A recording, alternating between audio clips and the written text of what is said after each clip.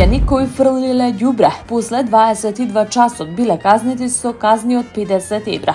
Со ова се соочиле 60 граѓани по воведувањето на забраната за фрлање ѓубре од 22 часот до 6 часот наутро.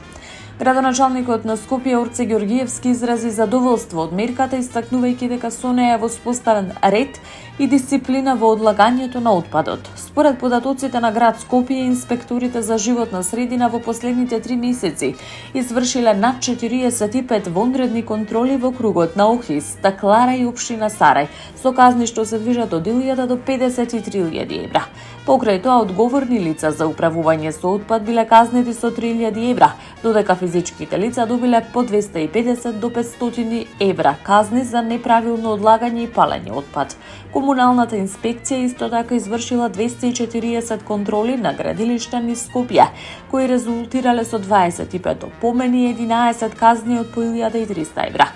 Мерките покажуваат дека инспекцијската служба ги засилила контролите за да се одржи чистотата и редот во главниот град.